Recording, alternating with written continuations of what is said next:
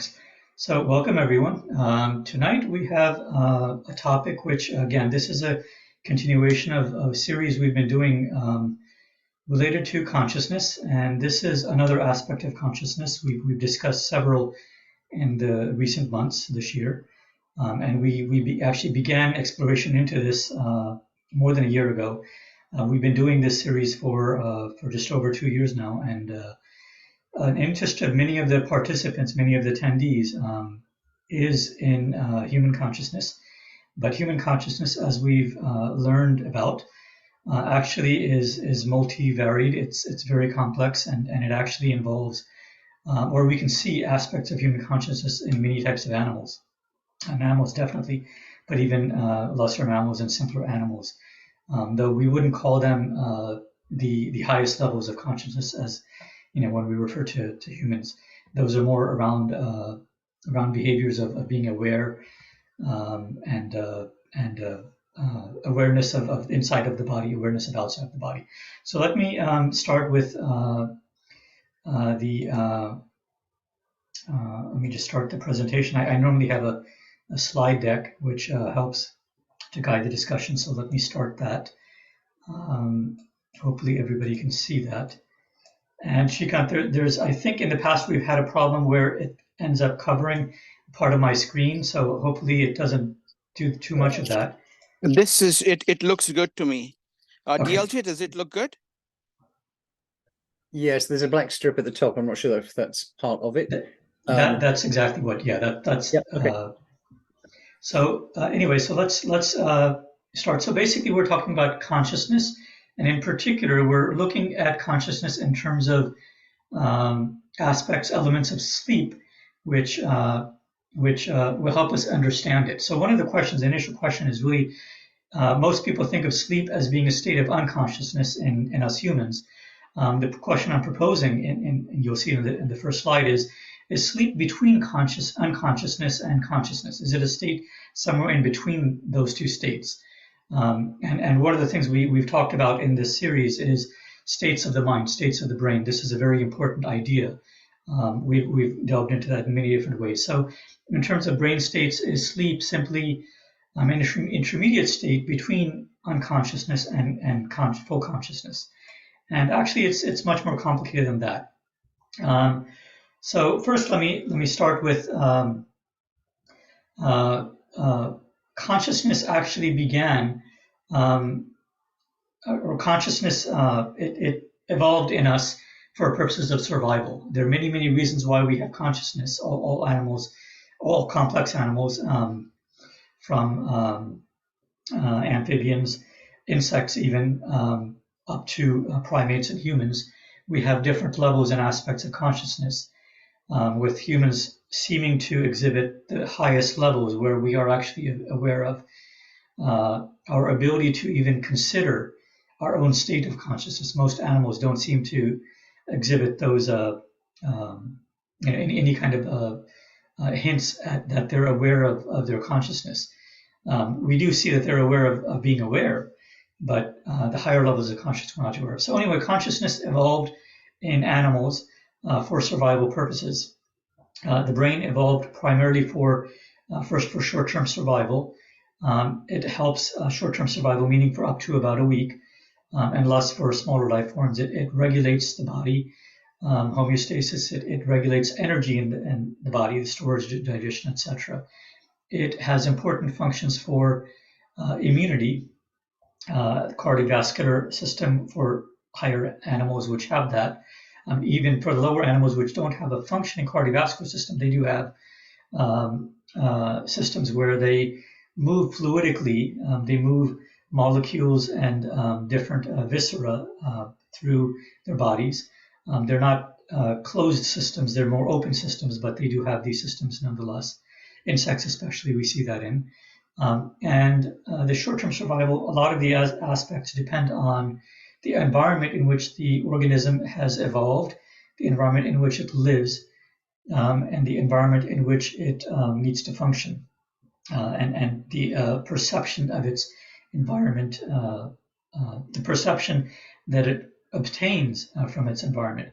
So the environment also has an aspect of either being able to protect or not providing sufficient protection, which means that the organism has to do specific things in an environment which is not as protective to it.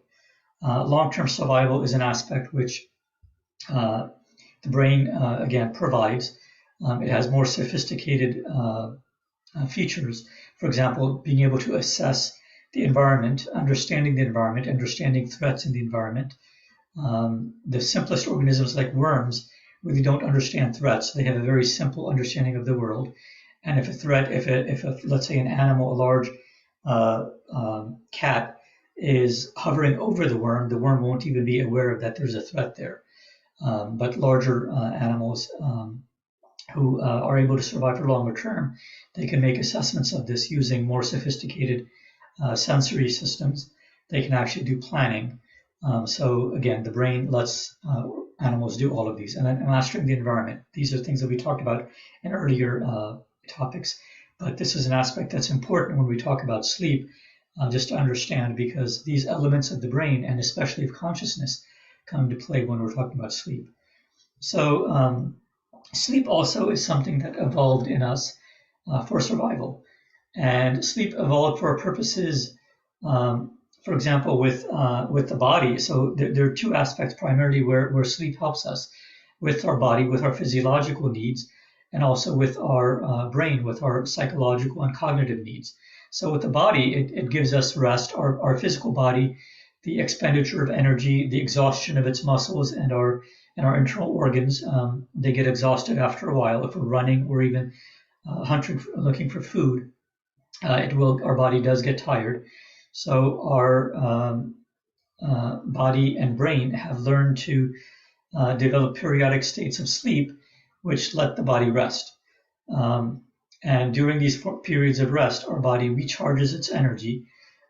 It is able to manage the essential functions internal to the body, as well as non-essential activities. For example, whether if it's sleeping or not, it may engage in digestive activities or not, and depending on the activity level. If the animal is not sleeping, if it's active, and if it's very active, for example, if it's hunting or if it's running away from a predator, then the body will turn off a lot of these non-essential activities because it needs energy for evading the predator. But if it's in a state of sleep, digestion becomes much more important because not only do you need to digest, but you need to store the energy that the digestion provides. And so, and sleep is a state in which we recharge and restore energy. So it becomes important for that. So the brain, again, the brain manages a lot of these sleep activities. It's not the body that does it alone, but the brain then guides the body in doing that. Another aspect is repairing parts of the body. So when we're active, our body we may have tears in our muscles, we may have tears in ligaments, we actually may have damage. We may have been hurt by another animal, either a predator or a sibling, if we're playing, or in some cases even a mate. So there can be damage to our body, which need to be healed and repaired. So sleep provides a physiological state where our body is expending less energy, and parts of our body is stationary. The muscles are not used as much. Usually the body is still. In most animals, when they're sleeping, the body is as still as it can be, maintaining a level of vigilance and safety, looking for its surrounding environment. It is mostly inactive, and that promotes a state of healing of the body, and also immunity. Immunity is something, it's one of those hidden states of the body where it's not exactly repairing, but it's training, and it's searching for within any kind of pathogens and things. So it's not exactly repair, but you can think of it as a healing activity that the body needs to do for itself. There are many other activities. These are just some of the easier to understand ones. Regulation of body systems, better known as homeostasis. This is a very important aspect of the rest state, of the sleep state.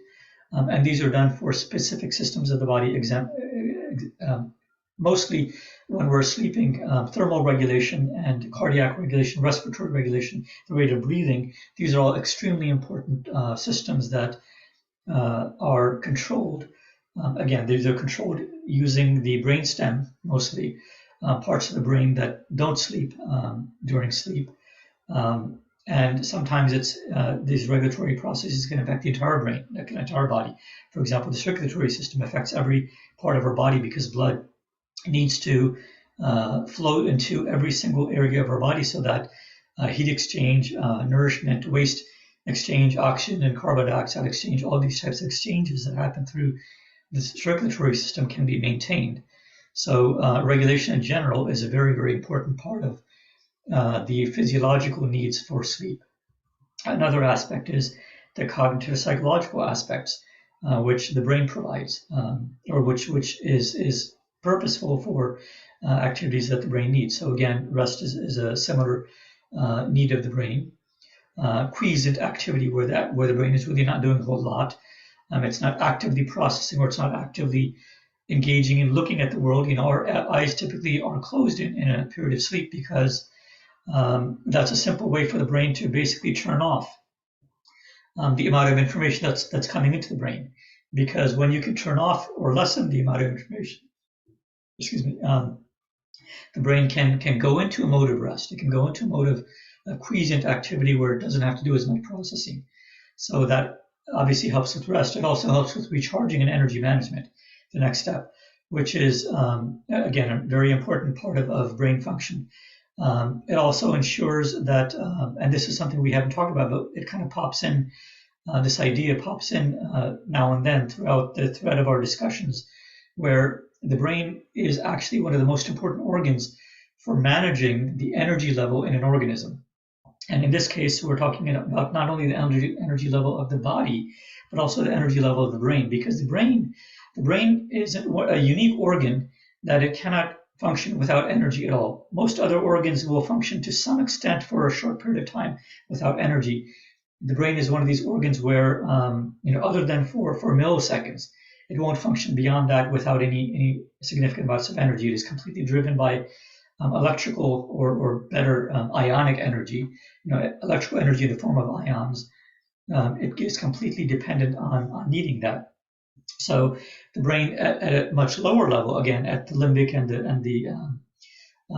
the basal level, the brain stem level, it has parts of itself which help to kind of figure out and manage that in very simple rudimentary ways to make sure that the brain has enough energy to stay active, for sleep purposes even, it does need energy. So these are, again, elements that the brain figures out how to do and does. Repair, and the brain actually can also be damaged in some cases. Although typically the brain is not damaged physically, but there can be damage to the brain in terms of death of neurons, and there are many processes that happen automatically in the brain. For example, if the brain has its own immune system. So in those cases, the immune system of the brain may actually destroy certain neurons or certain axons because they are infected with a virus. Or it may be that there are certain parts of the brain which cause disruption. For example, during, I don't want to say that this is an aspect of brain repair or healing, but epilepsy is a brain state where, for example, the brain goes into modes that are unhelpful and cause the brain to act in very disruptive ways. And there are theories where it's believed that possibly the brain or certain parts of the brain can detect when the brain as a whole is having an epileptic seizure. And it may be possible, these theories conjecture that maybe the brain is able to do things to help repair, although epilepsy is not something the brain is really good at repairing. But these theories suggest that other aspects of brain activity, simpler dysfunction of the brain, can be detected, and so the brain can help to repair certain activities. For example, cleaning out neurons, especially when we're talking about memories. This is not specific to damage in the brain, but when we encode memories, what typically happens is that memories are encoded using either existing neurons that are taken over, and those existing neurons had formerly encoded prior memories. And so when you take over those same neurons to encode a new memory, you basically lose the memory that those neurons encoded prior to that. So in one, it's not again repair, but it is an activity of growth, which repair also encompasses. So encoding of memories sometimes also involves removing neurons, especially if a neuron is very disruptive and it kind of has memories that aren't helpful, habits that are not helpful, for example. So repair is another activity. Recording. So the last four here are more theoretical and not as well established. They are not agreed upon by all neuroscientists, but different levels of these activities we see in different forms of research. The findings suggest that we probably do elements of these four activities, although the extent of them is unclear, and whether some of, one or two of these actually do happen as part of sleep is not conclusive, but it's conjectured that they do. So the recording of memory mentioned earlier, that seems to happen during sleep, especially at heightened levels. Now that may just be a consequence of the fact that the mind and the brain is basically quiescent, that it's inactive. So it may be that the brain is always doing this recording activity, but because most of the brain is inactive and it's easier for us to see this recording activity when it's asleep, it appears to us that it's doing more recording activity, but maybe the recording activity is almost constant throughout. But during moments of sleep, during periods of sleep, it's more easier for us to see this recording of new memories. So it might not be that the brain is doing more recording of memories, it just may be that we're able to see it more clearly, but it actually does it at every moment, at a nearly constant level. Another activity is remembering, and this is a more controversial idea, where it's suggested that one of the things that happens when we form memories is that we need to recollect memories, or we may need to filter through the memories that we have to choose which memories we want to keep and which memories we want to replace. For example, when we're recording a memory, our brain in many cases records a memory over an existing memory.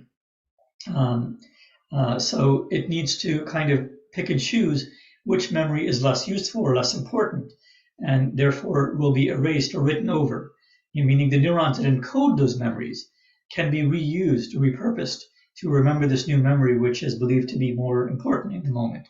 So this remembering aspect is possibly an element of memory formation, which happens during sleep. Reassessing our mental state, reassessing the situation in our environment. There are many types of reassessing that seem to happen. One of the examples of that is dreaming. You can think of dreaming as being a sort of reassessing. It's much more complicated, but in the simplest sense, dreaming may be where we're taking memories from the recent past, the recent day. Most people, our memories seem to be a mimicking of events during the day, as well as merged with our past memories. So we take events that happened today, and they kind of combine with very either stressful or very important moments in our lives from the past, and they kind of combine in very creative, very even bizarre ways. And we can think of these as ways of reassessing. They might not be reassessing in the formal sense that we think of. They may simply be more random reassessment, because a lot of theories around dreaming also put forth the idea that dreams are more random than not. So these reassessments may not be formal reassessments. They may simply be a result of random processes which cause a reassessment, which cause a enabling, a re-energizing of past memories and combining them with present recent occurrences. So this is another aspect. And then regulation. And there are many types of regulation of the brain that also have to happen. Again, energy regulation is a very important one. Regulation of the immune system is important, but there are many other types. Regulation of, for example, neurotransmitters. Neurotransmitters are extremely important for the brain. And managing the amount of neurotransmitters, not only throughout the entire brain, but in specific regions. Certain neurotransmitters are vital for functioning in specific areas of the brain. For example, in Parkinson's disease, and the substantia nigra, the amount of dopamine that's present in that, and it's a tiny, tiny area of the brain. If the amount of dopamine in that region is deficient, then symptoms of Parkinson's can develop in a person. So the management of the amount of neurotransmitters and the recreation or the conversion of neurotransmitters into other neuropeptides is something that is regulated by the brain itself. And it's a very important aspect. So there are a lot of things that are happening in the brain. Long-term survival, there are many aspects of brain activity that are important. Again, we talked about assessing, understanding. There are things that the brain, even when we're sleeping, are every animal's brain or every mammal's brain and above. We have seen this. It may actually happen in the lower animals also. Actually, it does happen in birds. It does happen in many amphibians.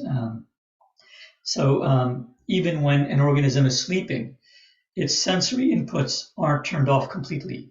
The body is, in most cases, paralyzed, and many reasons why, but the sensory organs are still active.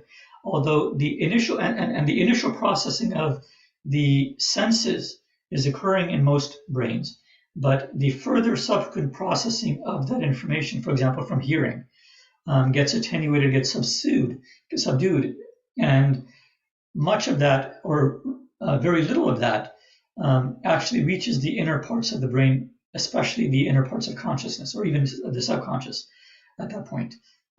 Although some parts may, and the level of information that can flow from the external world through our senses into the inner parts of our brain during sleep states varies from the situation. It varies from animal to animal based on species, and it varies based on the environment, the life history of that organism. So, for example, if a horse has grown up in an environment where it's kept inside a barn, it's grown to know that it is going to be sleeping in a safe environment. And in those cases, you'll tend to find that those horses, while horses are a unique case because horses can sleep standing up. They have no problem. Their body is completely evolutionarily, it's adapted to sleep standing up completely. There's no problem with it. But in some cases, every animal needs to sleep in a more restive state, like laying down. And horses do that too. But horses will not lay down almost ever if they perceive that they may be in a state of threat. So if that horse has learned that it is able to that it is living in a barn which is fairly protected, it may decide that the threat to its life is very low, and therefore it may simply decide to sorry, I'm not sure why the slide jumped forward. It may just sorry, there's a sorry, let me try to go back, and I'm not sure why my computer's doing this.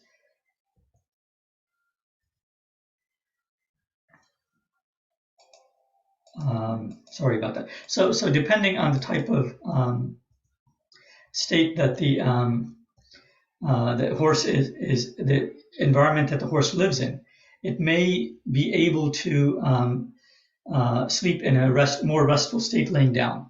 And if it was a wild horse that is living in the outdoors, rarely will it sleep laying down, because one of the things about sleep, and again, this is one of those aspects about survival, is that if the organism has any sense that its life may be in danger while it's sleeping, then the way that it sleeps and what happens in its brain during sleep changes.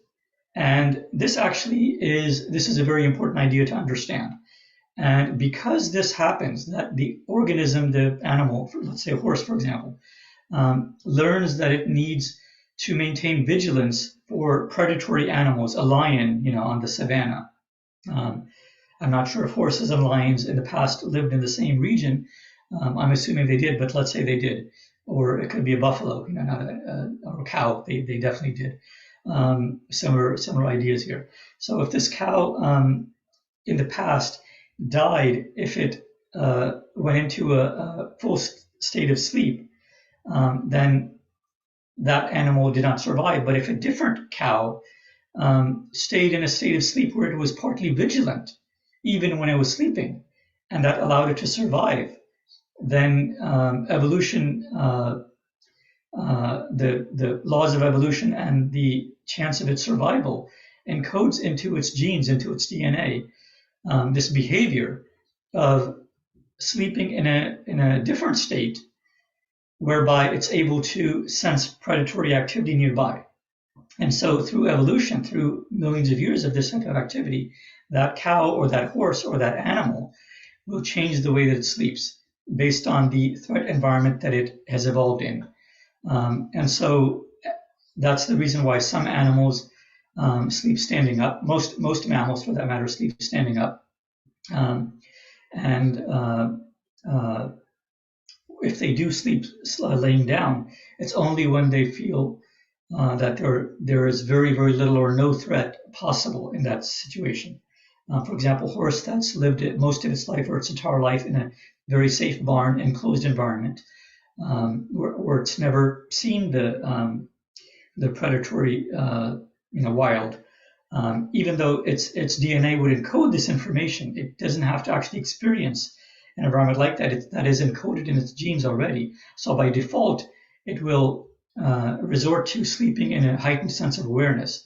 So these are things that again, sleep has encoded within all of us, the ways that we sleep and how our brain functions during sleep, based on the environment that we're in. But again, as I described with the horse, our experiences in our own lives can slightly change these aspects. So a horse can feel comfortable enough to sleep in a laying down state, and by the same nature, if we go to if we're camping in the woods, many people are not able to sleep as comfortably, especially if there are noises that they can hear.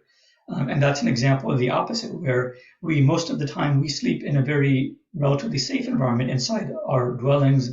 But if we go into the wild, our animal nature kicks in and it prevents us from having a restful sleep, because that part of our brain has figured out that we're in a situation that is not as safe as our home. Therefore, the way that we sleep while camping may change. So assessing and understanding the situation is an important aspect that happens during sleep. Dreaming, I'm not going to go too much into this. There's a few slides that I have later on. We'll talk about this. But dreaming is, again, it's not as much an activity that has to do with survival in the moment, but dreaming seems to give us skills and abilities that help us to imagine things, imagine possibilities, deal with stressors that we've experienced in the past, and maybe release those stressors, kind of extinguish the energy, that is that's stored in our brain that's associated with those stressors, for example, trauma. So dream states may help us to do that, and simple levels of planning even that may be part of dream states and this imaginative aspect of dreaming. So a lot going on with dreams. So let's go into animals and sleep states. We'll talk about this for a little bit. So there are many types of sleeps that have evolved throughout the animal kingdom. One type of sleep that many people may not be aware of is called unihemispheric sleep. So most animals are bilateral in symmetry. We have left and right half. What that means is that our brain also has a left and right half, which means that our brain basically has two hemispheres, a left hemisphere and a right hemisphere. And many organisms, other than the simplest organisms, have two hemispheres. We see this at the simplest levels with many of the more complex insects. They start to show bisymmetry and bilateral symmetry, definitely, but they also show symmetry in their cognitive circuitry. They might not have specifically brains, what we would call brains, but the circuitry that help them make decisions and act, behave, they may show bilateral symmetry. So in many types of animals, there have evolved a type of sleep which is called unihemispheric sleep. Now, most prey animals who are prey of other animals. So, for example, horses, cows, buffalo, sheep, these are all prey animals. Mice, rodents, these are all prey animals. We are not prey animals. But most prey animals have evolved unihemispheric sleep. What that means is that because they are prey, and prey animals are in a more dangerous, they live in a more dangerous world, and evolution has taught them that. Evolution has trained their brain in that to understand that. What's happened is that their brain has evolved, their bisymmetric brain has evolved so that only half of their brain sleeps at a given time. And this is very unique, though it's very common in prey animals and actually throughout the animal kingdom. And it's not only in prey animals, even in other types of animals that are not prey animals. So I'll give the example of birds. Actually, let me wait for a few minutes. I'll go into that in a minute. But birds are an example where some birds are prey animals and other birds are not. For example, falcons are not prey animals, and eagles and owls, but other birds are. And even though we see unihemispheric sleep in all birds, and the reason is not because whether they're a prey or a predator animal. The reason is because birds need to have a strong need to be able to fly long distances, especially when they're migrating. And when they're flying long distances, their bodies get tired, their brains get tired, and they need to sleep. And so this is an adaptive mechanism that's, again, evolutionary developed in them, unihemispheric sleep, to let them sleep while they're flying. Their wings and their mind, parts of their mind, can keep them active and flying and moving in the right direction, to where they need to fly to. So a part of their mind is still active and functioning, but another part of their mind, half of their mind usually, is completely sleep or mostly sleep. Now, let me expand on this idea of unihemispheric sleep. A lot of the things in the brain and biology in general are not very simple. They're not so cut and dry. So when we talk about unihemispheric sleep, it doesn't mean that half of the brain exactly is asleep and the other half is exactly awake. So what that means is that in a particular species, it may be that species has evolved so that a part of its brain is mostly asleep. It might be, let's say, if you consider the sleep state to be 0% active is completely asleep, is completely unconscious, and 100% active is not sleeping at all, is fully awake, is fully aware. And so it may be that one half of their brain, through evolution, has learned to be 80% asleep at any given time, and the other half of their brain remains 90% active, not 100% active. Or in a different species, it might be that they've evolved where one half of the brain is 80% asleep, so mostly asleep, but the other half of the brain is 50% awake or 50% asleep, right? So in that animal, they have a less of a threat profile, whereas each of their brains is basically sleeping at least 50% of the time. So overall, the brain gets a lot more rest and sleep, probably because they evolved in an environment that is not as dangerous. Whereas the other animal, where 80% of one hemisphere is asleep, but the other hemisphere only has 20% sleep, that animal probably needs to have half of its brain almost fully functioning, almost fully aware and scanning its world, its environment for prey, because it evolved in a more dangerous environment. So this is one example where it's not cut and dry, a very simple notion of 0 and 100. Another aspect is that this aspect of unihemispheric sleep is not simply imprinted based on the type of species. It also varies based on the specific animal, based on their life history. So again, that horse that grew up in a comfortable, warm barn also has a unihemispheric sleep, but it may have learned to, whereas in the wild, its unihemispheric sleep might be where half of its brain is mostly sleeping and the other half is only slightly sleeping. If that horse grew up in a comfortable barn, in a safe barn, it may have learned to allow, the one half of its brain that's mostly sleeping, it may have allowed the other half of the brain to do more sleeping. Rather than being 80% awake, it might be 60% awake or even 50% awake. Rarely will it be much less. It won't be a huge difference because this is imprinted in biology, and it's very difficult for an animal to change its biology by that much. You can change through epigenetics. You can change it to some extent. There are ranges that an organism can change its own behavior using epigenetics, but again, it's limited within a specific range. So the range of one half of its brain being alert may not be able to go down below 50%. It may just be imprinted evolutionarily. So that's an aspect. Another aspect of this unihemispheric is each of these concepts are extremely complicated. And so the overall message when we're talking about sleep and consciousness is that sleep is an extremely complex set of states. And even when we're talking about a single species, it's a very complex set of states within that species. When we talk about all types of organisms, it becomes very, very complicated, very, very, very unique situations that have arisen because of the unique nature that each species has evolved under. So another aspect of unihemispheric sleep is that, and this happens in humans also, where so this isn't only with unihemispheric, this is also with the bihemispheric. This is the next part of the slide that I'm going to go into. So the nature of hemispheric, either unihemispheric or bihemispheric sleep is also that it's not simply that a full part of the hemisphere is mostly asleep or not mostly asleep. It could be that certain parts of that hemisphere are asleep in some situations, and in a different situation, other parts of that hemisphere will be asleep. So for example, a horse which has one hemisphere, let's say 80% sleeping, well, if that horse is sleeping in the barn and there's a thunderstorm happening outside, thunderstorms make a lot of noise and sometimes flashes of lightning.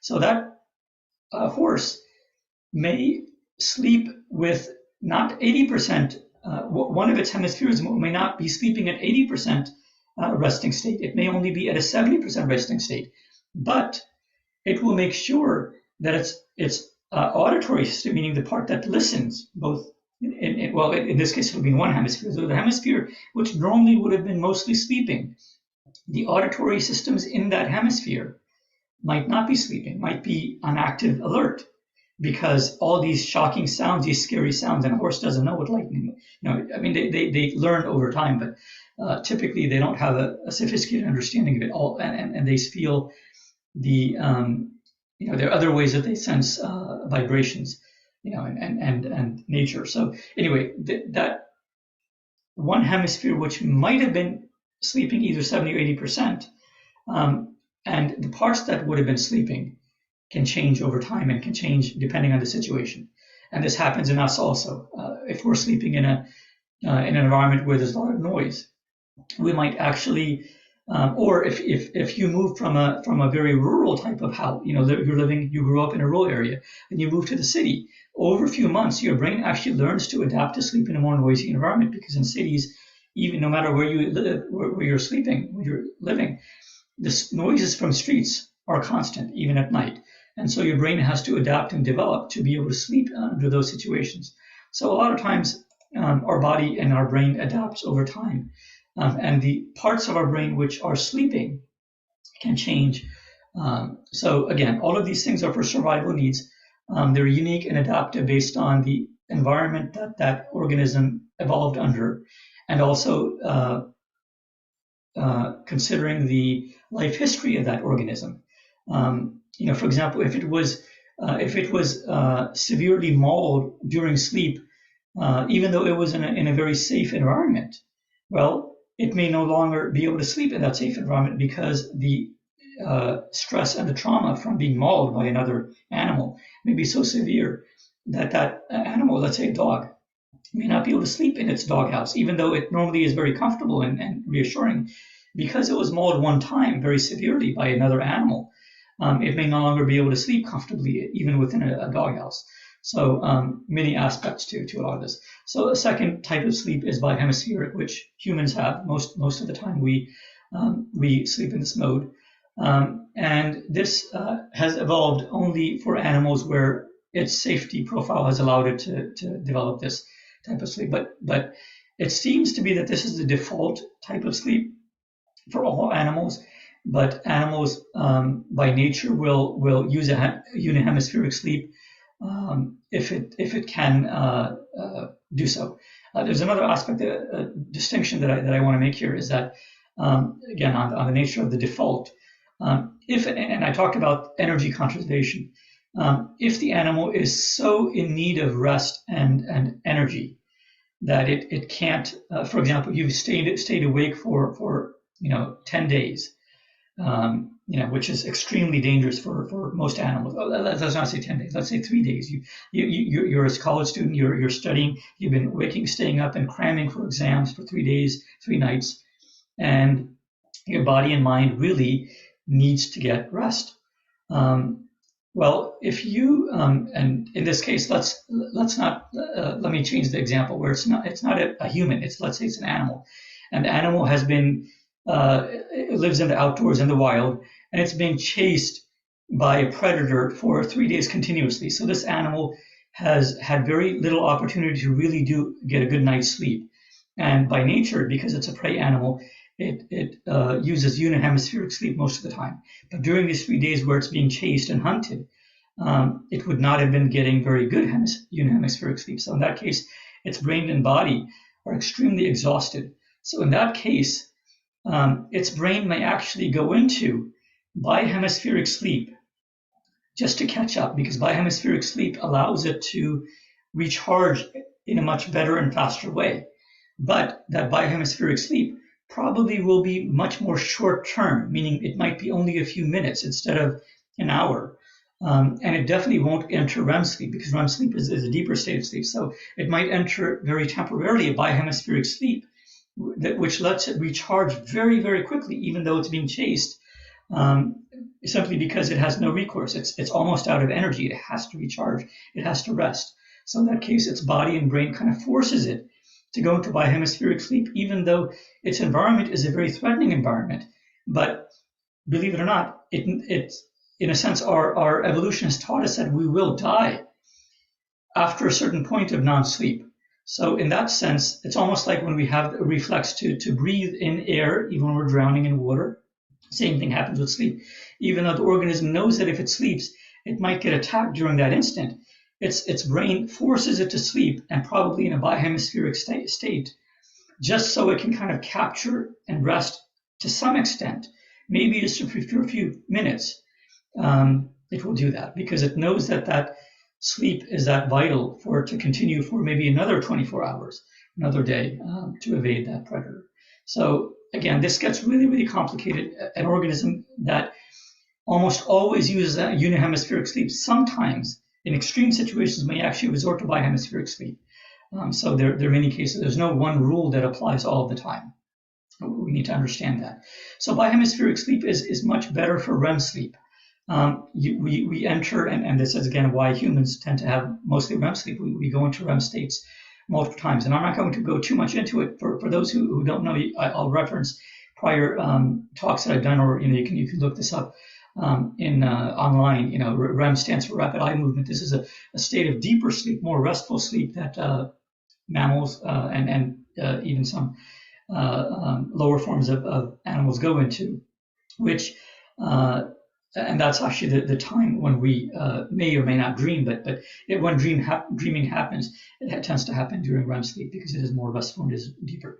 But they're mutually exclusive. You can dream outside of REM sleep, and when you're in REM sleep, you don't have to always dream. So again, they're not always tied to each other. But REM sleep allows us to dream because it is a safer and more deeper state of sleep. And REM sleep tends to happen in bihemispheric animals because we are more relaxed. Bihemispheric sleep gives us better rest, better sleep. It allows more sophisticated integration of our memories, of the energy regulation, etc., that our brain does. There's another aspect which is separate from uni or bihemispheric sleep, which is asymmetrical sleep.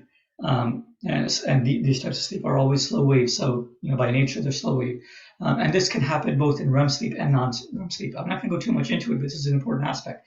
But when I described that horse that is sleeping in a barn where there's a lightning occurring outside or thunderstorms occurring outside, and a part of its brain that normally would be sleeping in a peaceful barn environment, that part of the brain may not be sleeping that night. It may be alert in a heightened state of awareness. So this is one example of asymmetric sleep where both, in this case, both left and right hemispheres of the auditory parts of the brain, the temporal lobes of the brain, parts of the temporal lobes of that horse's brain would be heightened and definitely would not be asleep. But in other situations, it may be where one hemisphere auditory system may be asleep and the other hemisphere may not be asleep, maybe in a heightened state of awareness. And that's where the asymmetry comes in. So the asymmetry can, again, be mixed in with these other two elements and give us very, very complicated scenarios. And so that's why when we talk about a brain being asleep, it's actually not the case. Typically, when an organism is asleep, there are significant parts of its brain, we might even say half of its brain, that is not asleep. Now, in humans, that's not the case. In humans, most of our brain is asleep when we're resting in a quiescent, low energy state when we're asleep, and close to unconscious when we're asleep. But for most animals, that's not the case, and even for many humans, it's not the case.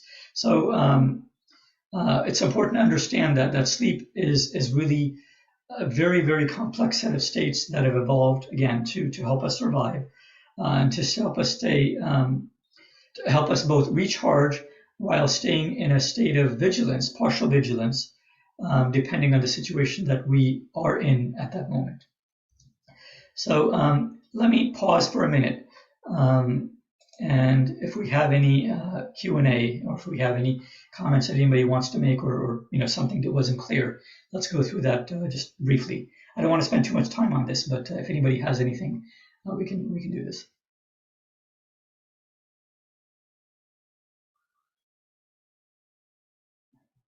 So DLJ, do you want to moderate, or should I? Yeah, absolutely. So Vanessa, yeah, go ahead. I think you can unmute. Yeah, I've had instances, I don't know if this would be similar to the unisphere, where I wouldn't call it daydreaming, but very hyper focused, let's say in the meadow, springtime, just maybe looking at the clouds, feeling the breeze on myself. And it's almost as if I got a full night's rest sleep, because maybe I'm just everything is kind of shut down except for, the pleasurable thing of the breeze, maybe the sounds of the birds chirping.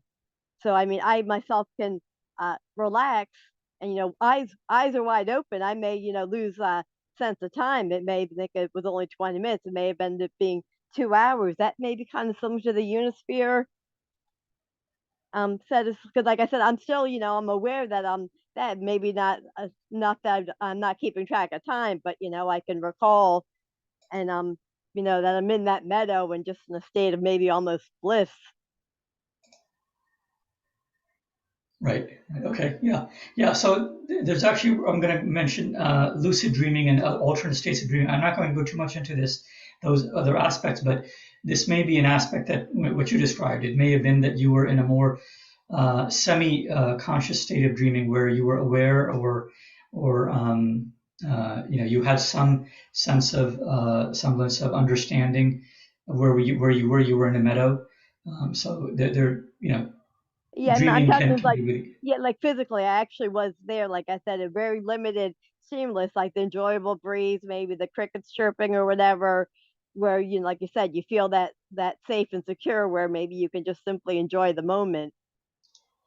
right. And there's actually there's a quote that I have later on that I'm going to talk about, which we can discuss if we need. But that quote actually brings up ideas as far as lucid dreaming, as far as awareness of dreaming, which I'll get into. I won't go into it I won't explain that right now. But when I bring up that quote, it'll be the first quote that I bring up. If you remind me, we can go back to that point.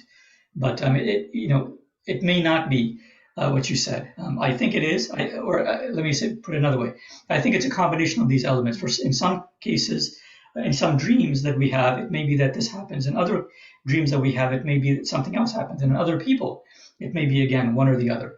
So each person and each dream night may be different for us depending on things. So it's not that it's always that we can have lucid dreams, or that a dream that we perceive to be lucid is in fact lucid. It may be that we feel it to be lucid, but we're still really dreaming and we're not aware. The dream kind of fools us into thinking that we're aware, but we're really not aware. So anyway, let me leave it at that. Madeline, you're next. Yes, thanks so much, Sanjay. This is great. I have a question about this. It's also related to a talk you gave, I think, in April of 2022. So in that talk, I just happened to be going over the notes of it coincidentally right before this. That's the only reason I know when it was and everything. You had said that because humans are primarily visual animals, and once we're in darkness, different neural networks or parts of the brain, functions and tasks start competing with each other, and that dreams may be an epiphenomena that just to keep the visual realm active so it doesn't get taken over by other things. And I was wondering if it's known if in animals that aren't primarily visual, so we're very visual, so are birds, but maybe cetaceans, if a lot of their dreams are sonic, and if that might just be to keep those parts of their other parts of their brain from taking over. Right. So yeah, excellent point. So yeah, the example I gave was for humans because we tend to be more visual, but you're absolutely right. The research seems to suggest, and it's very plausible, that the implications of this idea, if extended to somebody, and even it may be to a human who is blind, it's very plausible and suggestive that if the primary mode of sensation that they have from the external world is not visual, is auditory, and porpoises, dolphins, they have a sonar system which is very auditory, clicks, and so and again, to understand a dream, basically one way to think of a dream is as a visual hallucination. So animals which have primarily auditory experiences of the world, or a principal auditory understanding of the world, for them, their dreaming may be principally auditory. That's very likely. Now, I'm not aware of studies. There are studies that have been done on seals, but they have not looked at the actual dream states. They've looked at the breathing and the sleep cycle of seals. Many studies that have been done specific to certain aspects of sleep that have been done in animals, long periods of time. There's one study I'm aware of that went on for, I think, 6 or 7 years. It's a massive amounts of data that they collected. But again, it was not for dreaming because we didn't have the sophisticated understanding, and collecting data about dreams requires much more sophisticated tools that have to be kind of attached to the animal. For humans, we can do it because we can put each other, our study participants, in MRI machines. Sanjay, you muted yourself accidentally, I think. Sorry. Yeah, so when I was talking about, so for animals, we can have, it's very difficult for us to have put any kind of measuring equipment on them for long periods of time. Humans, we can do it more easily. We can put humans into MRI machines, or we can put caps when they're sleeping in a sleep study. But for animals, it's very difficult. So we don't have much data on dreaming of animals, but it's the speculation we're doing right now is very plausible, where the dreams and the hallucinations that they have may be primarily aspects of the principal sensory input that their brain has formed using. So porpoises primarily use auditory input because the deep ocean, is a very poor conductor of light. You cannot see very far. Ocean is murky and hazy, and especially at night, you can't see anything. So they've evolved to primarily use sound as their principal mechanism, bats example, in terms of mammals, also do the same. Their vision is very poor, their audio is very good. And so it's very plausible that what you suggest is the case. So excellent idea. Any comeback on that, Madeline? You're right. I'll take that as a yes. Okay. Over to Laurie now. Thank you for the great presentation, Sanjay. So I have two quick questions. The first one is, what sleep state is most important for humans? And the second one is it true that we humans can really learn while we sleep? Okay. So very interesting question. So what sleep state is most important for humans? I would say the entire sleep cycle is most important for humans and for most animals for that matter, because you can't simply go into one state of sleep and stay there and then come out and then be rested. Part of what happens in our, and again, it's the earlier slides that I had showed many different types of activities that sleep is doing in us. The regulatory aspects, it's managing energy, it's trying to consolidate memory, perhaps many types of things it's doing. And if it only went into one state of sleep and stayed there for a long period of time and then kind of came out and then were awake, many of those processes would not be happening, or they would be happening only at a rudimentary, very minimal scale. So for all of the things that sleep is necessary for all of those things to occur in most animals, we do need to go through the many sleep cycles of sleep. And for humans, we go through multiple, there are, I think, 5 levels of sleep that we go through. The lowest level is considered REM sleep, but we actually go through the intermediate stages down to REM and then back up. But we don't go back up all the way to the highest unconscious level, to the highest conscious level. We go up to, I think, the third and sometimes even the second highest level. Then we go back down, and this may continue for a few times, about 4 to 6 times during a night. And different animals, it changes. But going through these cycles is very important for us. Second question you asked about, can we, I think the question was, can we learn or can we be taught during sleep? And the answer actually is yes. I'm not going to go too much into this, but there are, well, one of the videos that I linked to in the discussion description, I think it's the last video. It actually it talks about 3 types of research, and in that they actually talk about where scientists have found that it's actually possible to change a person's behavior. For example, their smoking activity or smoking behavior. It's actually they found they're able to change a person's behavior based on what is done to them during their sleep, based on, for example, suggestions or different types of activities that are done during their sleep cycles. So yes, sleep is not only restorative, it also helps us to almost plan and even to assess the normal state of our being. It seems to encode or recode what is good behavior, what is proper behavior, what is expected behavior by us. That's something that our brain seems to kind of reassess in some cases during sleep also. And that's an example where these studies have shown that it actually brings about lasting change in people. So great question. Okay, can I quickly go back to Madeline, because she just sent me a note saying she couldn't unmute. So Madeline, can you unmute now? And is there any follow-up? Okay, yeah, I'm unmuted, but it still couldn't do it until the little box popped up on the screen and gave me the option. Okay, that's weird because I can see Vanessa and Essa unmuted. So I see that too. I think it's just part of the general unfairness of life. I think it's you. Something about you personally. Yep. Anyway, do you want to follow up with the Sanjay question?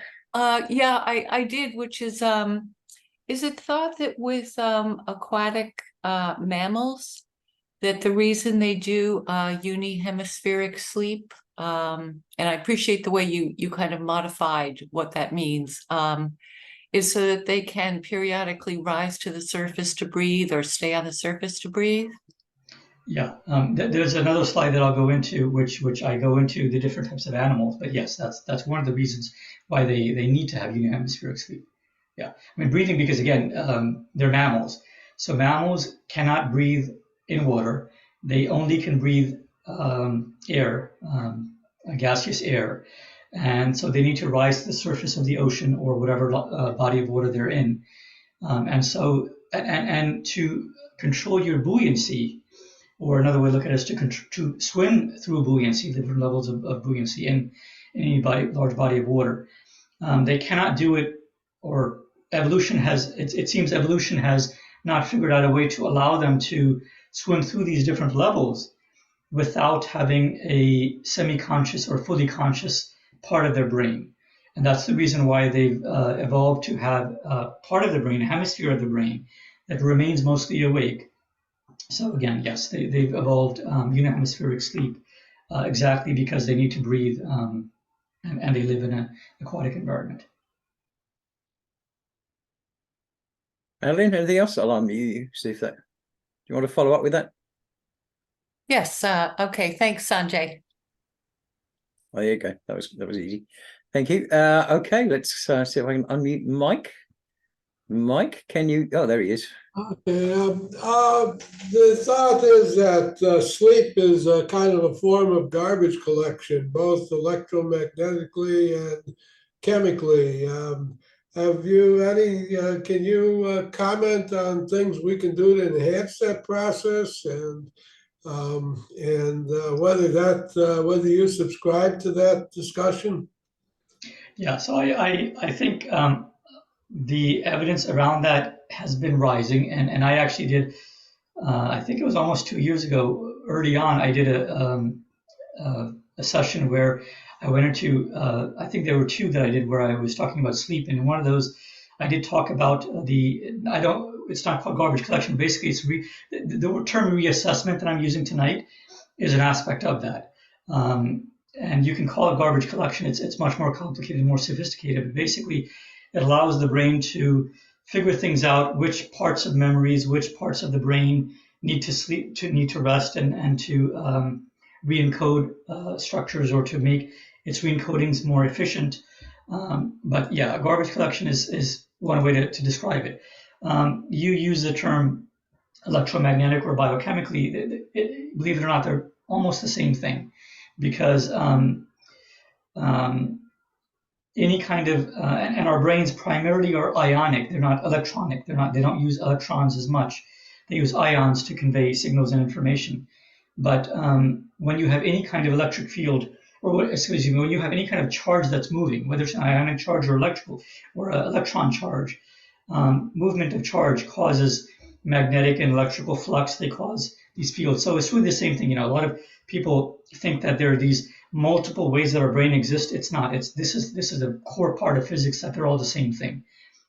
That's why photons are electromagnetic. So our brain, in a sense, is also electromagnetic. Except it's not electromagnetic in terms of photons or electrons. It's electromagnetic in a simpler form of electromagnetism using ions.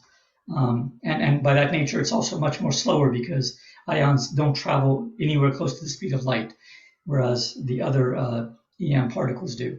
So anyway, the brain does a lot of, this is an aspect of the restorative nature of what happens during sleep for the brain.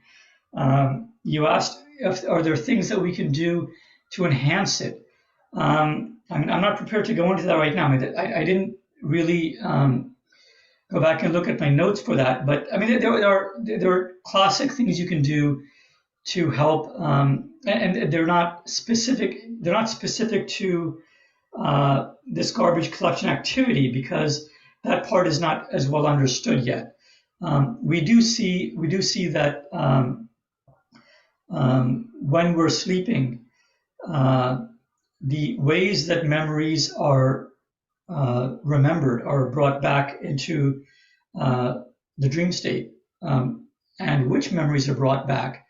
Again, it may be random, but it seems to be that when one memory is brought back, and it may be initially randomly, the successive memories that are brought back are tied to that initial first memory that comes in. And that may be because of the neural connections that one memory has to its neighboring neurons, the neighboring clusters of neurons. But So there are patterns of behavior that happen in this regeneration. So when you're talking about, or you're asking, what can we do? One thing that this is more on the lines of the lucid dreaming and the dreaming research that have happened, is that if you want to, let's say, help your brain to reorganize and remember certain information better, or if you forget certain information better, and this is not proven that this can be done by everybody, or that even it can be done. This is suggested. Some researchers believe it can be done, and there are very limited studies that kind of have hinted that it might be possible, though it's not accepted by most researchers. So it may be possible that the simplest idea in the beginning, this was 2 decades ago, it was suggested that if you kind of prime your brain, if you think about these ideas ahead of time, that may help you to think along those lines during your dream state. That actually seems to not be the case. A lot of the research has shown that typically doesn't happen. Priming your brain doesn't happen. What does seem to happen, it's more suggestive, and again, it's not proven, is that if you want your brain and your memories and your restorative functions to go in a specific direction, it's suggested that you learn how to recognize when you're dreaming, and that itself is a skill, which may take months and even years to learn. But once you're able to do that, then the suggestion is that you try to get your brain to imagine scenarios that you want to happen. And it's not so much imagining in the normal sense of imagining. The type of imagining is very specific in that they say that you want to almost predict that this is going to happen. Like, for example, if you want to I'm trying to think of let's say that you want to be better at a specific language. Okay, you're trying to learn a language and you want to be better at that language, and you're having difficulty with a specific part of speech in that language. Then the suggestion is that you might learn to kind of guide your dreaming, guide your awareness while you're dreaming in a certain way. But when you're in that state, to imagine yourself actually doing what you should be doing when you have mastered that aspect of the language that you don't know. It's almost like you're foreshadowing the skills that you, not simply that you're wishing or willing. It's not about wishing or willing. That's the part that's been shown to not work. It's that you're going beyond simply wishing and willing, but you're imagining that you are doing that activity. So anyway, there are many, many aspects here, and a lot of it is not really understood well, is not considered established. So I don't want to go too much into it. This is highly speculative, but and I don't believe a lot of it also. I mean, there are some things. I mean, the aspect of restorative nature of sleep is definitely strong, and I believe that fully. But to the extent with which you can drive your dreams and control and affect your own future behavior, some indications show that you might be able to, but it's more likely that somebody else, while you're sleeping, may be able to do that better. Not that you can do it yourself. So anyway, that's hopefully that answers what you were going for. So let me go back to the. Oh, sorry. I'm just going to say, if you're going to add Mike's suggestion onto your slide, you can't use garbage collection. You're going to keep your alliteration. You're going to have to use rubbish collection or refuse collection. Just quickly back to Mike. Any follow up to that, Mike? Before Sanjay moves on. Anything, Mike? He may be muted, I think. Yeah, he's muted. Yeah, I've given him the option to unmute. I'll try again.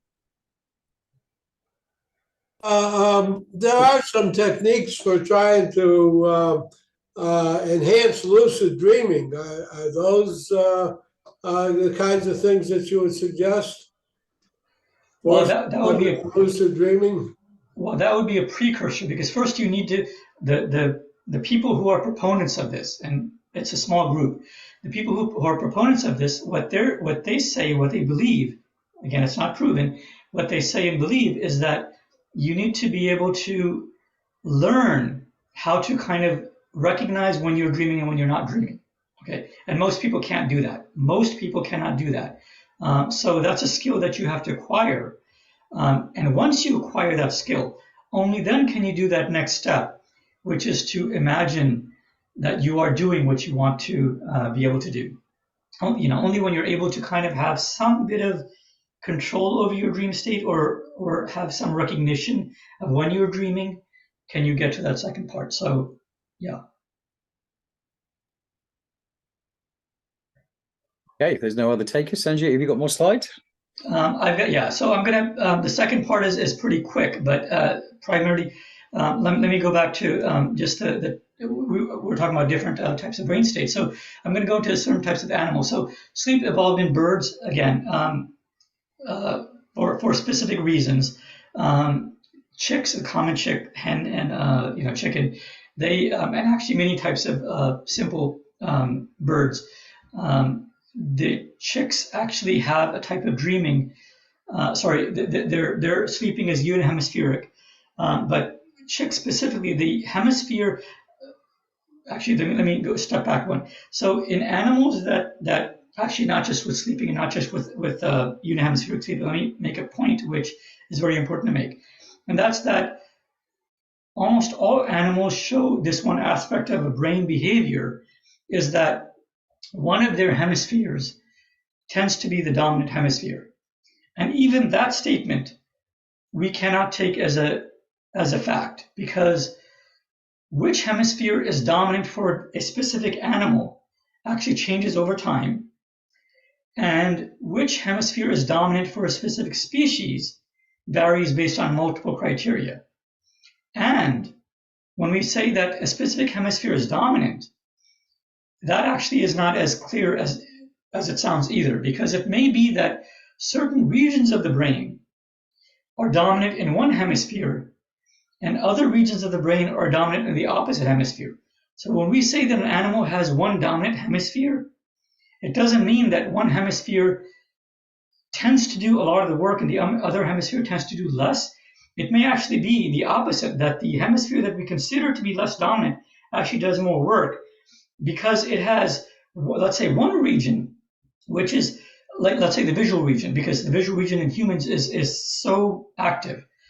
But it may be that in this one animal, in a human being, the visual hemisphere is dominant in the less dominant hemisphere, but all of the other activities, for example, our prefrontal behavior and our auditory system may be dominant, and our language skills are dominant in the other hemisphere. So when we talk about dominance in terms of hemisphere, there's no simple version of that. So when we talk about dominancy in hemisphere, when we add in this layer of unihemispheric versus bihemispheric, asymmetrical versus uniform behavior, all of these things put together become much more complicated.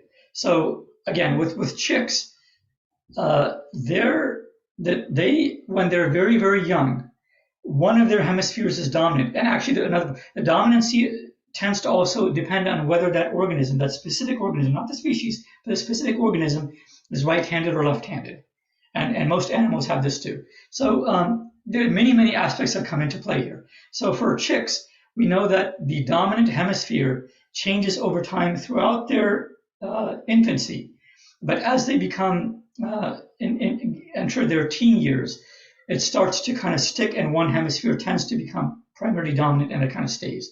So this aspect of unihemispheric sleep also shifts over time, which hemisphere tends to sleep and which hemisphere tends not to sleep. That's one aspect of that we know in birds. In mallard ducks, again, they have unihemispheric sleep, which primarily happens when they're flying in formation, when if they have this deformation that we see them flying in. When animals are on land, a lot of the animals that I'm going to speak about, when they're on land, when they're in a safer environment, they tend to not have unihemispheric sleep. But when they're flying, birds are flying, they tend to, again, resort to this unihemispheric sleep because of survival reasons they need to. Frigate birds, it's a type of bird which travels very, very, very long distance, sometimes 10, 11 days at a time. So due to these long distances, it needs to have unilateral sleep, unihemispheric sleep. So again, falcons. So falcons are earlier I talked about birds of prey versus birds that are predators. So falcons are predators. So even though falcons are predators and they really don't live in a world that's threatening to them, when they're flying, while it's not threatening to them, they can fall out of the sky. So they need to have unihemispheric sleep. So again, it's evolved in them for that reason. Land mammals, they sleep while standing up, rarely REM sleep. And again, when they feel safe, for example, if they grew up in a safe environment, then they will sleep more often lying down, and they may even have REM sleep. So land mammals have, again, this complex nature, but they also tend to, and again, if they're prey versus predator type animals, that also distinguishes lions and cheetahs and cats are predatory animals, so they will have less of their sleep be unilateral, and if they do sleep in a unilateral way, it'll be that more of their brain is sleeping rather than less. Aquatic non-mammals, so invertebrates, for example, octopus, sharks, they exhibit same types of behaviors. Aquatic mammals, cetaceans, pinnipeds, they all sleep again for the same reasons that Madeline brought up the question around. They're mammals, so they need to breathe air. Inside the ocean, inside a body of water that they live in, there is no, they cannot breathe in air because they don't have gills. So they need to move up to the surface, and then they need to inhale air, and then they may need to dive down. And there are actually many methods that they've evolved. So there's not just one method that Madeline asked about. There are actually many methods that different animals have evolved. Even within the cetacean family and within the pinniped order, within pinniped order, they've evolved many different alternate mechanisms. And I'm going to give you just a few. And before I do that, let me explain another thing, that we're seeing all of these very different types of evolutionary behaviors that have arisen in many different types of animals. And it's important to note that evolution has done this in completely different species. Birds and mammals, aquatic mammals, are completely different. One lives inside the water, one lives in air. They couldn't be further apart, So they have evolved these mechanisms not because one evolved from the other. They've evolved these mechanisms completely independent of each other. And this is an aspect of evolution that some people don't understand. Scientists understand it very well, that evolution, some behaviors in the animal kingdom have evolved multiple times separate from prior occurrences. So for example, and I don't know which came first, if the aquatic mammals acquiring this behavior occurred before birds or not. I suspect birds, it happened prior, because birds evolved from dinosaurs, and dinosaurs are one of our historically primordial ancestors of many of the living beings on the planet today. So probably birds evolved this first because they are closer to dinosaurs, even closer than mammals. And aquatic mammals are actually, believe it or not, further from fish than fish, because the fish went on land.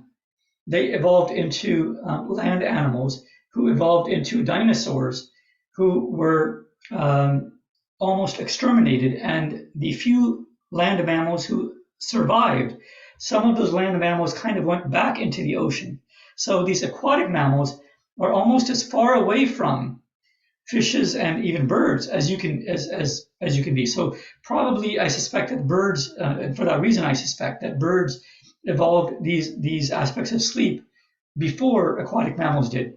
But again, they evolved in very different ways at different times in completely different species. So this is an aspect of evolution to understand, that evolution does the same thing over and over, but in very different ways, depending on its need.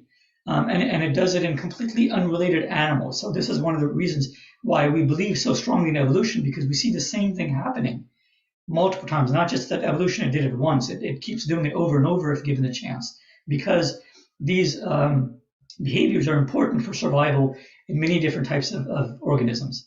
So again, aquatic mammals, the types of sleep that they exhibit, many types again. One type is, as Madeline's question alluded to, that they kind of, when they're conscious and when they're active, they're normally functioning, and both of their brain hemispheres are active.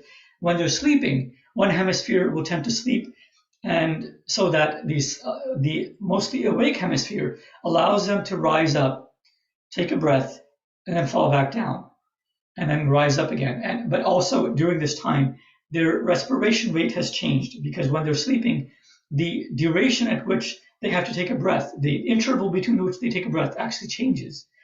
These are physiological changes, the homeostatic changes in all animals, all organisms that occur based on sleep versus non-sleep, and many state changes. And that's just one example where the breathing rate changes, and not just the breathing rate, but the interval between breaths changes, the amount of oxygen that they inhale, the size of their lungs have evolved to accommodate this also. So that's one example. Another example is where we see this more in pinnipeds and seals and walruses, where they don't actually go up and down as much, although walruses do, but walruses have a very different. So even within pinnipeds, we see different behaviors. We see the behavior that the dolphins exhibit in some walruses, but walruses also have the behavior which seals have, which is that they will tend to sleep on their backs floating on the ocean with their nostrils out into the ocean. And seals do this a lot. Or seals may do it, or certain species of seals may do it where they're floating at the surface of the ocean, but half of their body is submerged in water, meaning one eye and that lateral half of the body is completely underwater and remains underwater during the entire sleep period. And the other half of their body is above water, and they're breathing through that one nostril. And the other nostril, that other nostril is closed, but that other eye is open and scanning and looking for threats. So that hemisphere, the opposite hemisphere, the contralateral, so if their left eye is open, their right hemisphere is awake and conscious and paying attention to what's happening underneath the water. And then after a certain amount of time, usually it's about an hour to 2 hours, the animal will basically flip its whole body upside down so that the other half is in the water. So it's giving the other half of the brain rest and ability to recharge. So it actually does this over time. So this is another mechanism that seals do. Walruses do this. Walruses don't tend to do that, but what they tend to do is they'll tend to sleep on their back where both of their eyes are up, and then after a certain amount of time, they don't do that for a long period of time. They do it for just a few minutes, and then they'll actually go back into what dolphins and porpoises do, where they'll actually dive down and they'll sleep at the bottom of the ocean, or if it's not too deep, they'll dive down toward lower levels, and then they'll go enter semi-hemispheric sleep, unihemispheric sleep, and then they'll go back up to the surface and get a better rest for a very short period of time. So there's all these very, very exotic, very unique types of behaviors that different animals and different species have evolved, again, because of the size of the body, the threats that they experience in, let's say, oceans versus inland lakes and other aquatic environments. So, for example, if you live in an area where alligators and other snakes, for example, might inhabit, you'll learn different techniques versus living in a wide open, expansive ocean. So there are a lot of different techniques that organisms have developed over this. And the level of awareness and awakeness that one of their hemispheres has also varies based on many factors. So even within aquatic mammals, there's such a strong amount of diversity within them alone. Then humans. So humans, we are mostly bihemispheric.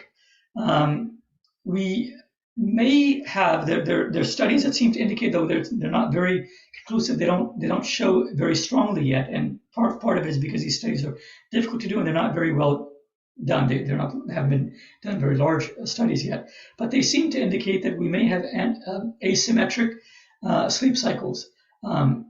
And some of these studies suggest that we may have aspects of, not complete, but simple aspects of unihemispheric sleep, meaning not that one hemisphere is mostly sleep, but one hemisphere reduces the amount of alertness that it has. The other hemisphere maintains, not at a high level, but maybe to a partial level.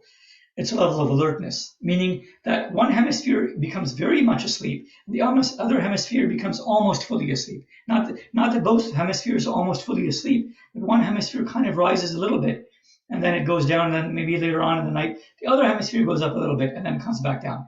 Or it may be that one hemisphere goes up, and it stays up for multiple REM cycles, and then it might come back down later, and then it remains low for the rest of the night. It's very complicated, and the reason why we don't know this is because we don't have any way of measuring these things very accurately yet. We don't have very good tools. I mean, you can't. The amount of time you can have a patient, a subject in an MRI machine to really collect the massive amounts of data is very expensive, and also it's very time consuming. It's very complicated, and we sleep for hours and hours, and it's very difficult to do that. So typically the studies are using these squid or other types of measurement devices on caps that are worn in sleep labs, which don't give us as much of the data. They give us a lot of data, but they don't give us as much detailed data, inner data in terms of the various parts of the brain that are active. These caps give us very superficial data only on the surface of the brain, of the cortex. So again, these studies don't give us a lot of information that we can extrapolate off of. But again, it's conjecture that our sleep may be more complicated, and it may not be the simple type of bihemispheric sleep that we have always imagined. But for the most part, most of our sleep tends to be bihemispheric, which allows us to get a good night's rest, allows us to recharge fully. And that's also one of the reasons why we are one of the apex predators in the animal kingdom, because our ability to sleep and our ability to prevent threat or find environments where we can sleep without threat, these are all tied together. Our abilities to do these things is so much better than most other animals. That's one of the reasons why we can manage our energy, and therefore manage our evolution, manage the amount of thinking power that we can exert to more complex behaviors, and therefore we can do more things. So all these things really, it's a huge mishmash of a lot of. Let me quickly. I don't have a lot about lucid states. I don't want to go too much into this, but I just two slides on some quotes that I want to go into. So this is a quote by is a researcher who focuses on dream states. Sanjay, yes, do you think you're screen sharing at the moment, because we don't see slides? Well, let me. Okay, sorry. I thought I was screen sharing, but PowerPoint is in sleep. Yeah. So let me just. There you go. All right. So let me see if I'll go back a slide, because I was talking about the different types of animals. But anyway, let me. So aquatic animals, humans. These are basically the things that I was talking about. So lucid sleep states. In this slide, thanks DLJ. So I wasn't aware of that. I should have been watching that. But anyway. This is a researcher, Antonio Zadra. He's a researcher in sleep, and in particular in lucid dreaming, but he's done a lot in other areas. There's a quote that he gave, which based on studies, which really tells us a lot about dreaming and our understanding of what is happening in the brain when we're dreaming. And what he's found, what he says, is that to our brains, meaning from the perspective of our brain, from the perspective of a brain that's dreaming. The act of dreaming, or dreaming when we dream of doing something, is pretty much equivalent to actually doing it. So what he's found, what he believes, and the research he's found indicates this pretty well, is that when a person is dreaming, now it doesn't matter whether they're lucidly dreaming or not, this is all dreaming in general. When a person is dreaming, and your dream is imagining or considering that you're walking, the things happening in your brain in terms of your somatosensory input and your parietal lobe in terms of the spatial location where you are, because your body kind of walks in space. It doesn't walk virtually, it walks in literal space. It knows where space is.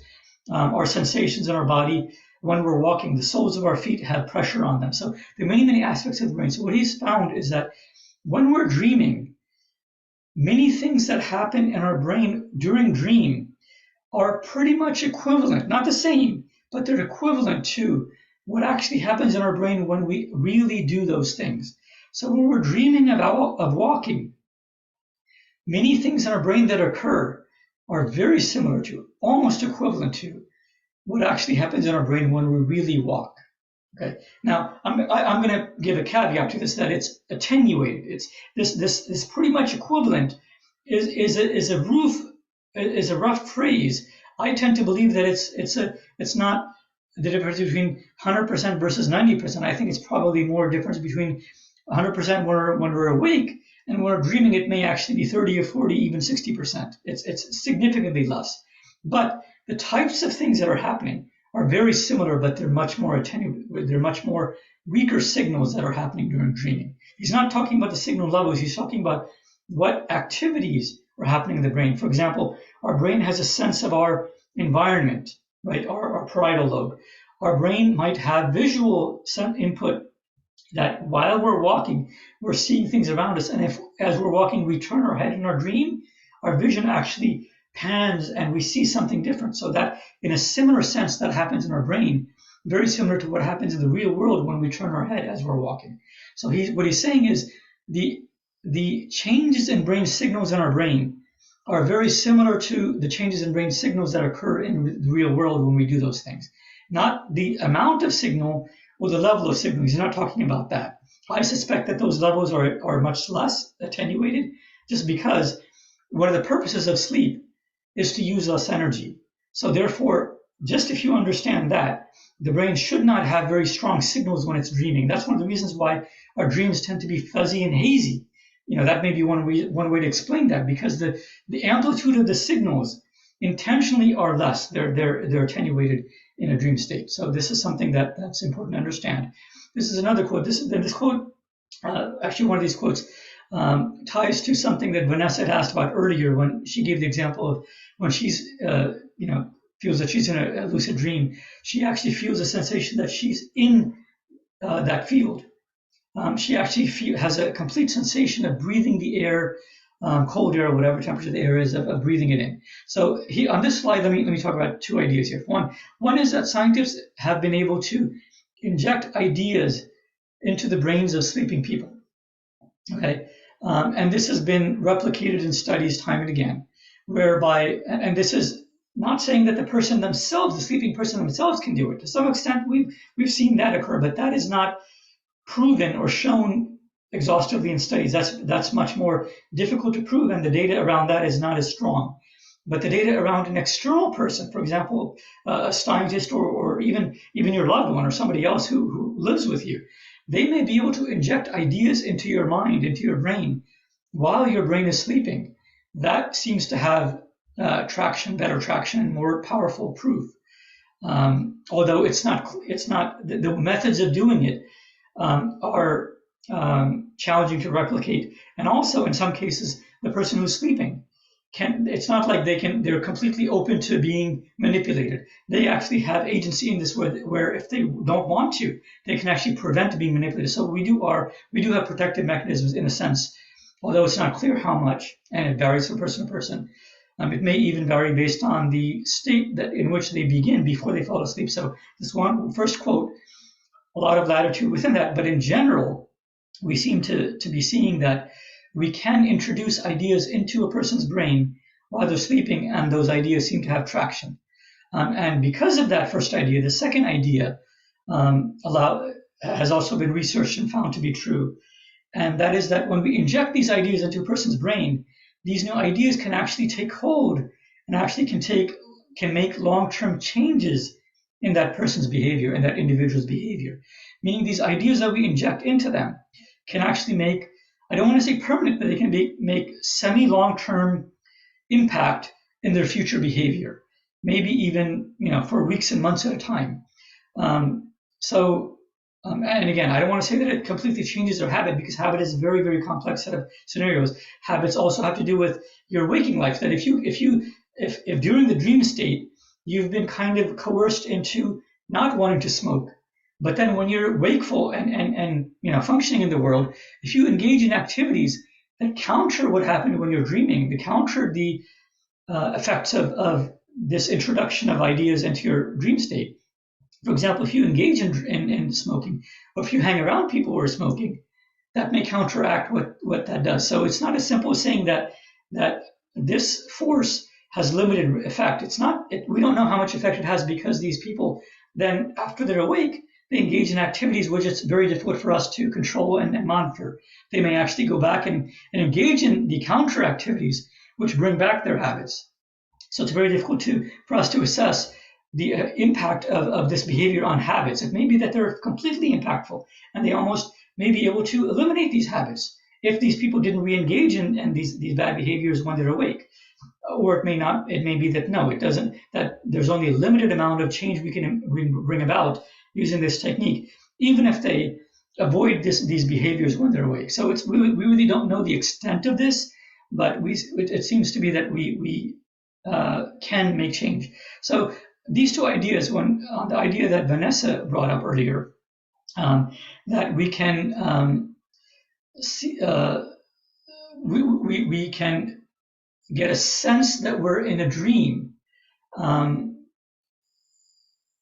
when we're engaged in that dream, and this is the reason why lucid dreams occur, and they've been proven. There are studies that have demonstrated lucid dreams. Not only have they demonstrated lucid dreams, there have been studies where the people have been trained to actually communicate back to the researchers, and the communication is by moving their eye, because the eyes are closed when people are dreaming. We need to keep the eyelids closed, otherwise it really disrupts the dream. They tend to wake up if you open your eyes. So while their eyelids are closed, while they're continuing to dream, they've been trained to basically change the pattern of their eye movement. And these patterns of eye movement can be picked up by the researchers using electrodes that are put on their head, including near their eyes. So the researchers can detect the type of eye movement that they're engaging in, which allows them to just, in a simple way, communicate either yes or no, or this or that, or pay attention to this, something's happening now. This moment in time, like the researcher they can tell the researcher time, this moment in time is important, and the researchers will make a note of that at this point in their sleep cycle, of 6 hours, let's say, something happened, so we'll make a note of this time clock. And then when they wake up, we'll ask them about, well, what is it that happened at that time? So there's various levels of communication that can happen, that do happen through lucid dreaming and dream states. So, it's more sophisticated than it seems. So the idea that Vanessa brought up, I want to expand on that and say that it's not simply that we have a sense that we're dreaming, or that we have a lucid sense that we're dreaming. It may actually be, and this is actually the prior idea, that when we have a sense that we're dreaming, it may actually be that we're not aware that we're dreaming, but our brain is dreaming that it's dreaming, or it's acting as if it's aware of being in a dream state. Hopefully that makes sense. I mean, it's kind of like the butterfly dreaming that it's a butterfly. It's that type of philosophical assessment, that the person is considering, or they're believing in their dream. While they're in their dream, they're believing that they're dreaming. It's not that they're consciously aware that they're dreaming. It's only that they're dreaming that they're dreaming. And because it's so difficult to distinguish between the real states in the brain versus a dream state, which is what this quote says, therefore it's more than likely and this is why it's so difficult for people to remember dreams. And when they do remember dreams, it's difficult for them to, unless it's something weird, right? When you're actually having a dream, in some cases it's difficult for people to tell whether they're dreaming or not. Like there's this meme that to pinch yourself or do something to kind of wake yourself up, which doesn't really work. But anyway, we have these beliefs that we've built to try to figure out whether we're dreaming or not. They don't work all the time, but the reason why they don't work is because it is so difficult to do this, because of this principle. So anyway, let me pause here. That's the end of the talk. Let me. So we can open the floor to either questions or comments and have a wider open discussion around this. So basically, time into consciousness. Okay. So all of these different states of sleep. What this basically says, and the parallel, which I didn't explicitly say, but I'm going to say it now, is that there is no one state of consciousness that our brain is in when we're sleeping. or another way to say it is that our brain is in multiple states of consciousness, both in full states of consciousness as well as in partial states of consciousness. And depending on the animal and depending on the person or individual, right, it may vary over time, it may vary on situation. So the nature of consciousness is almost revealed by the complex nature of sleep. Okay, meaning when we believe that we're fully conscious, like I'll give you an example. The classic example is when we're driving a car. Okay, for people who have an understanding of driving a car, it's very common for us to be having a conversation either with a person sitting in the car next to us, or if it's a hands-free phone with somebody on the phone, or we may even be thinking of planning activities for the future while we're driving the car, but we're not conscious of turning the steering wheel, controlling the accelerator pedal, etc. We're not consciously doing a lot of things that we need to do to safely manage that vehicle, yet we are. So that's an example where it's not that part of our brain is asleep, but our part of our brain is a different state of consciousness, which is not akin to conscious consciousness. It's more a state akin to subconscious consciousness. Okay, this is an idea I want to again bring up. I brought this up earlier, that when we think of consciousness, we think of this simple dichotomy of conscious aware and unconscious unaware.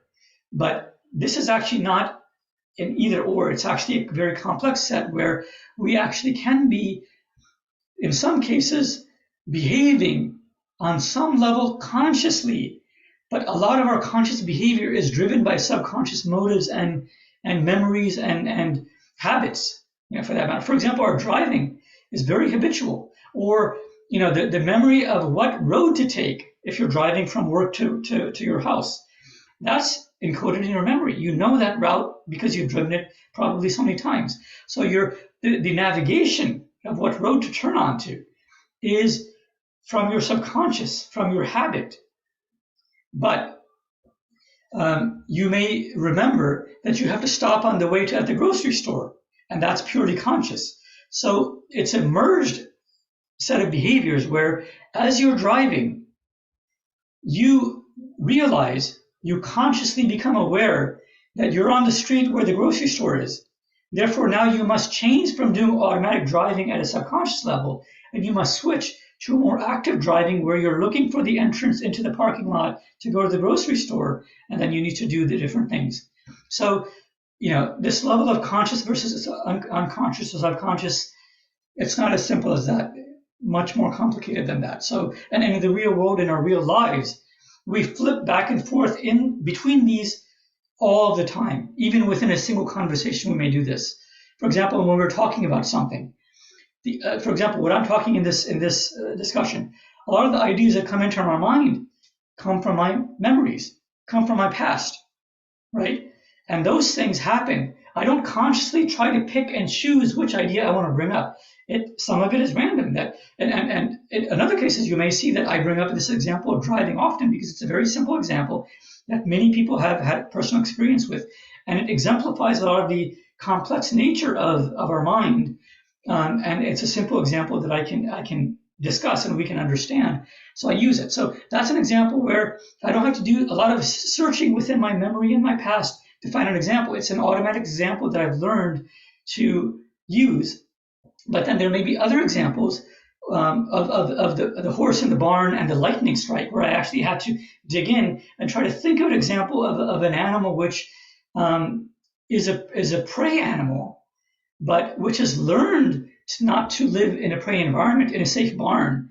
And then the other example where, even though it's learned to live in a safe environment in a barn, there may be an instance where there's a thunderstorm outside where it doesn't feel safe anymore in that barn. So I had to actively go into my memory to try to come up with this unusual scenario of a situation. And all of that happened subconsciously at a level, but it was also tied in with, simultaneously, my conscious mind was doing a lot of other things, and it was integrating. There were a lot of information flowing between my subconscious and conscious, but that integration, I was unaware of. It was happening in the background, kind of hidden from me, but it was a very sophisticated type of happening, which allowed me to present in real time and come up with these examples in a fluid way, which give you a more or less believable scenario. rather than my having to pause and say, oh, let me think about this. And then I take about 5 seconds and come up with an example. I could have done that, but this was a more, amenable technique, I think, because, it doesn't pause. I don't have to pause. So anyway, so sleeping and these aspects of sleep give us better understanding of this dichotomy between subconscious versus conscious that always happens whenever we're quote unquote awake. Okay, let's should we go to the questions? So yeah, I'm asking Vanessa to unmute. Are you there? Yes. Yes. Now this is just my experience. I've always been aware that I can remember dreams. I may just remember 4 in a week because they were either boring or not enough, to worth remembering about. But I remember as a child, I had bad nightmares. Enough you would wake up crying, and maybe that was more so I could find a reason to go crawl up with mommy and daddy. Or either that we watched Gremlins when we shouldn't have. And I remember at one point, I think within maybe about a couple of weeks, had read The Chronicles of Narnia. I think Madeline Engel, Swiftly Tilting Planet, and I think also maybe The Hobbit. And I had the weirdest, I somehow there was like pepperoni and like this, and like it made absolutely no sense. So I said, okay, it was taught me, okay, do not read anything, just don't do this before I go to bed. But within this past year, maybe over the winter, I remember a dream where I was both, it's like, watching a movie, but then somehow I became like the director and saying, wait, the scene doesn't make any sense, not rewriting, or maybe we should do this and that. I remember waking up kind of dumbfounded. I'm like, okay, wow, I'm going on a whole new level here. Luckily, I realized, okay, don't get into it too much, maybe get back to sleep. And I've also noticed if you have like a dream you're enjoying, if for whatever reason you get woken out of, a car backfires, and you try to force yourself into it, I find if you don't do that, you eventually getting back in that dream in one form or the other. But when you try to force it, either you don't get back into a meaningful sleep. Is it possible, like you mentioned, the dog getting mauled, where that doghouse is no longer safe? If that's kind of made that impression in my mind, where I'm more likely either to be aware of the dreams and, if nothing else, be able to recall them and realizing, okay, it must have been a boring dream, not worth even, coming, being recalled when I wake up in the morning.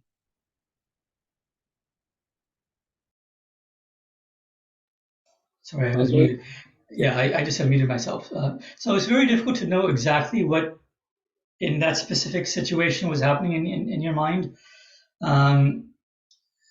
Again, all I can do is speculate, and even the speculation is going to be very simple and probably incorrect.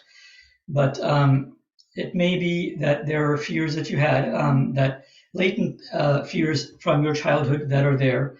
It may be that the movie that you saw that day affected you. More than likely, that did affect you, because our dreams typically tend to embody recent events that have happened directly to us, recent events that our brain has experienced. And what that means is that recent brain states that our brain has gone through. Our brain goes through changes of states throughout the day cycle.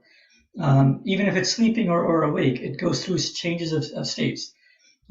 Through everything that we do, when we're walking, when we're thinking, when we're talking, imagining any, doodling on a piece of paper, anything and everything that we do, our brain literally is going through changes of state. And so those same changes of state, some of those or many of those can be activated when we're asleep, especially during REM sleep. And at the same time, there are latent high energy states that are encoded in our brain, which we think of as stressors, right? So bad memories, or good memories, or just important memories. They may not be good or bad. They may be neutral memories. For example, it may be the memory of a smell, which is neither good or bad, but it used to be prevalent, where you grew up in nature. It might be a smell of a certain plant that was always around your neighborhood, if you lived in the country, let's say. And it's not a good or bad smell, but it's a smell that you grew up with, and it's always encoded in your brain. So as you're sleeping, and if you're dreaming of, again, being in the outdoors, that smell from your background may come in. It doesn't have to be it doesn't have to be a positive or a negative memory again. That's an example I want to give here. So what happened specifically with you? We don't know, but more than likely it was latent forces in your mind that wanted, I'm going to use more psychological phrasing of this, that it wanted attention. Okay. Some people or psychologists tend to use this way of thinking that there are forces in our mind or pressures in our mind or stressors in our mind that want to be resolved, or they want to be addressed, or they want to come out, or they control us, or they impact us. However you look at it, basically it's energy at the neuronal level that's becoming active. And they may become active simply for random reasons, or they may be active because they were reminded, they were activated because a similar thing, a similar neighboring memory came up from that movie you watched, which brought up this other memory of the smell in your neighborhood, right? So it could, whatever reason it came up, and then therefore it has to kind of flow through your brain, and that energy has to be dissipated in the right ways. It either gets subdued, or it gets transferred into a different emotion, or different feeling, or different idea, or different visual experience, or whatever. Those energies then eventually have to process through the dream process into other memories or other visions. That's my understanding of what a dream is that these energy states that come up during the dream process, they change and transform and bring up other memories, activate other memories. And the psychological way of looking at it still applies, that what other memories it brings up may be the memories that are most latent in us, maybe the memories that are most strong in us, because, the example you gave of the dog being mauled, if that dog is mauled, that's traumatic. And trauma is encoded in a part of our brain, in the limbic system. And so if that dog, the night that it was mauled, if there was a particular smell in the air, well, a similar smell tonight, and tonight is not a night that is threatening, but a similar smell brings up that other smell from that night, which brings up the memory of being mauled, and therefore you have this nightmare of being mauled. Okay? It's not that anything happened today around being mauled. It's simply that smell reminded you of another smell, and that's what happened in your dream. So it's complex to understand why these things happen, but this is one way of looking at it, that they're basically interconnections from brain state to brain state, and a brain state will evoke another brain state. These are the things that we know happen in dreaming brains as well as awake brains. So, and it's no different. The same things happen, same mechanisms happen, whether you're dreaming or not. Cool. We're officially over time, so have you got time for the last two questions? Sure. Yeah. You okay with that? Okay. So just before we do that, Vanessa, have you got any follow up to that? No, that was basically it. But just to clarify, I was saying as a kid, I had those maybe the nightmares, and maybe was that much more aware of the dreams. So maybe I'm just saying that could have been why maybe I'm more likely to remember the dreams or be aware of them, because I had that, especially like I said, that one weird freaky dream that said don't feed him after midnight or whatever that thing is. It just was okay. I'm not going to be able to sleep, or it's going to be such a bizarre sleep. It won't be truly restorative. Yeah. So I mean, Go ahead. Oh, that's just, this like me kind of thinking out loud, because it was such just like, where did this dream come from? And I was thinking, okay, I read that book right beforehand, and that kind of had the weird creatures, the fantasy land, Narnia, and all that, which we don't see walking on the earth, or at least we're not aware of it. Yeah. So again, what I said still applies, but I'll add a little more nuance to it. So, a dream is a combinatoric result of a lot of processes happening in the brain, both memories as well as recent events. And so you may have read the book, and parts of that book popped in, as well as other parts of your memory popped in to create a completely new dream one night. Okay. And that dream, most of the time when we have a dream, we don't remember them. So you probably didn't remember that dream, but that dream might have been terrifying to some level.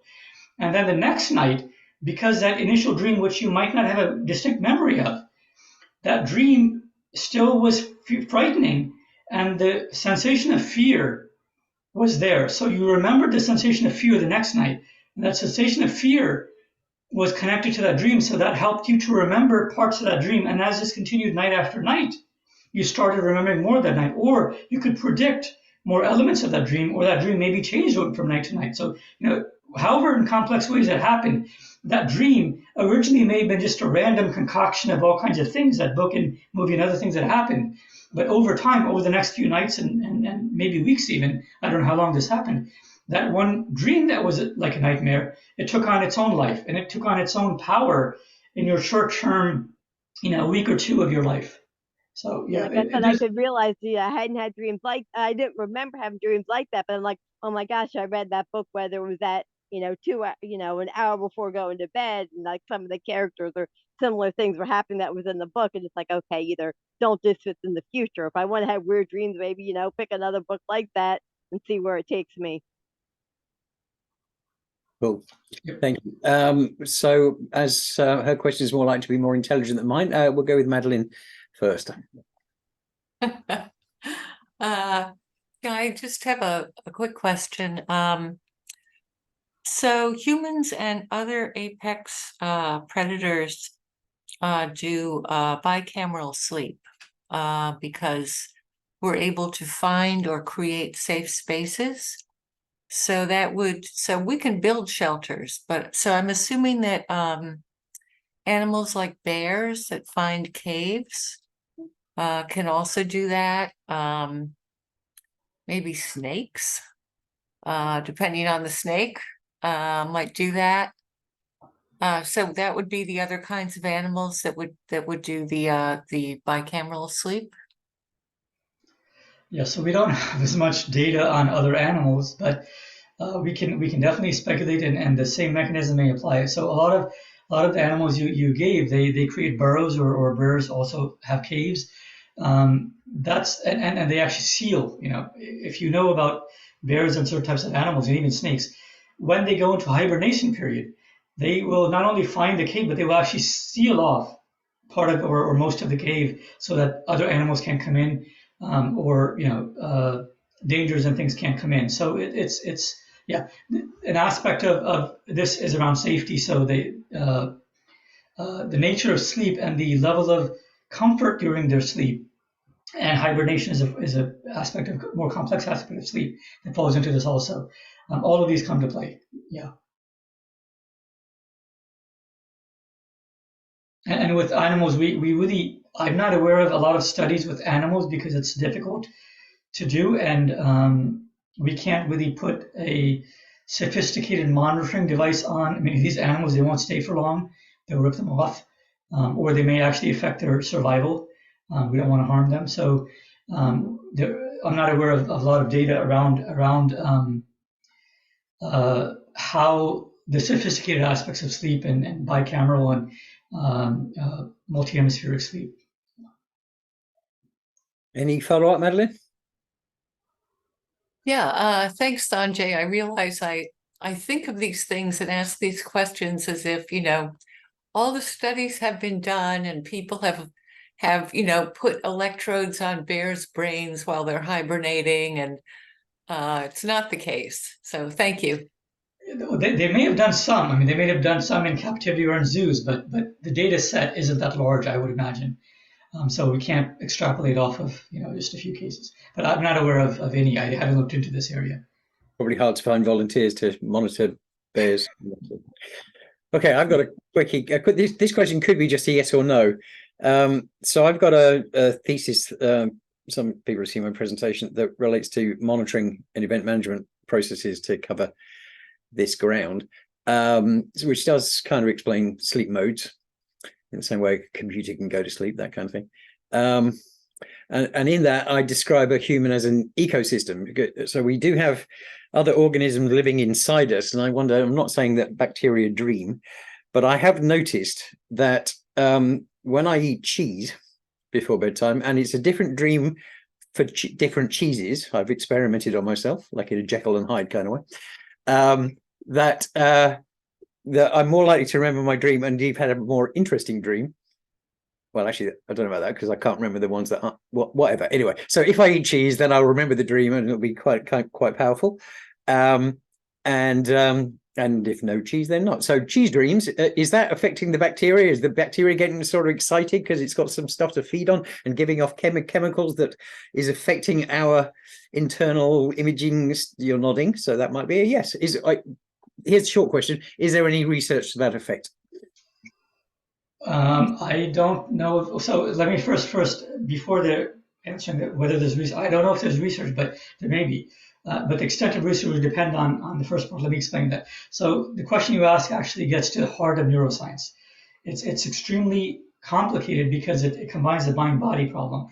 But not only does it combine the mind-body problem, it combines the mind-body environment problem or biome problem, because yes, we have not only bacteria, but we have all types of organisms, flora within many parts of our body, all throughout our body, not just in our gut. But your question is specific to the gut. And organisms give off other molecules, not only CO2 and oxygen, depending on the organism. They also give off other types of molecules. And some of these molecules either are or they can mimic neuropeptides, not neurotransmitters, because neurotransmitters tend to be very complex molecules. So most simple bacteria and organisms don't give off full molecules like our neurotransmitters, but they can give off smaller molecules that have aspects of some of our neurotransmitters. So that also can have an effect on our brain, and not just on our brain, but on our body, because there are parts of our body which also are affected by certain neurotransmitters. So that's one aspect that they can give off. What's that? I knew it. Thank you. There's so many levels to that question that can come into play. It's not easy to answer. Also, maybe that if you know what cheese you're eating, right, and you probably do because you're visually eating, right? You're watching it. There may be memories based on your assumption that this cheese is going to do this. Therefore, you almost kind of project in that direction and kind of force or cause that type of dream situation to occur. Maybe or maybe not. I'm not sure. Funny you should say that, because the sexiest dreams I have are the French cheese dreams. Yes, look, that's definite proof. And you may eat French cheese on those nights when you really want to have those dreams. Yeah. So in a sense, you're coercing your brain. No, I'm thinking about whole aphrodisiac thing. Great, thank you for that. Madeline's got her hand up again. Can you unmute yourself? Or do I need to invite you? I'll invite you just in case. Here you go. Okay, yes, thanks. I just had to step away for a second. Sanjay, did I just hear you say that there are some bacteria and microorganisms that can mimic or have the effect of neuropeptides in our bodies? So again, I want you to take this with a grain of salt, in the sense that there are going to be very, very few, and the effect they would have would be very minimal. Okay? But they're probably, this is a theoretical, that statement is a theoretical statement, in the sense that bacteria and organisms give off molecules. Okay, and these molecules they give off may be due to waste, or whatever reason. It may be due to their specific of their metabolism. It may be specific of the type of energy source that they have. It may be, whatever it is. I mean, there are many types of organisms that give off very specific types of molecules. And some of those molecules, and one of the things about biochemistry, about biology in general, is that the shape of a molecule, all molecules have, but can have biological, I'm trying to think of the right word to explain this. They can have remnants of biological activity. So, for example, if you think of let's take a neuropeptide, right? And neurotransmitters are relatively large molecules. But let's say that the molecule consists of 5 different structures, okay? And let's say that out of those 5 structures, one of those structures, and you could think of a structure as different regions of this large complex neurotransmitter. One of those shapes, one of those edges, okay, can be similar to a molecule that a bacterium emits regularly. So if that's the case, if you happen to have that bacterium in your gut, and that bacterium happens to be emitting that molecule regularly, and that molecule makes its way into wherever parts of your body where it can activate and mimic that one corner of that neurotransmitter, then it'll have effect. Ah, okay. So this could actually explain like those things where you see like the fungus invades the insect and then controls its behavior. It's not like the fungus is in there like a person driving a car going, ah, ha, ha, I'll make it do this. It could be just that it has these little molecules coming off it that have that effect. It can be done. There are many, many ways. I mean, those types of parasitic organisms can do things. They can actually invade the neuronal structure and actually change the flow of energy within neurons. That's one way. The other way is that you can change the flow of information using neurotransmitters. So there's many ways of changing the flow of information, but that's basically what they're doing. They're changing the flow of information in the host brain to bring about specific types of behavior. It can be done at the molecular level, or it can be done at a higher level, actually changing neurons or axons. Thank you so much, Sanjay. You're welcome. Cool. So I see no more hands up. Any last chance? Final comments, anyone? If not, I'll wrap up. Shukant might still be on the phone. So I'll do the wrap up. Thank you for attending 52 Living Ideas. Let me tell you about everything that's coming up next week. I have no access to the calendar, so I'll just say there are things tomorrow, things the next day, more things after that. Thank you very much. Thank you, everyone. Thank you for coming. Good night. Good night. Well done, Sanjay. Thank you very much indeed. Thanks. So I'll end the recording here.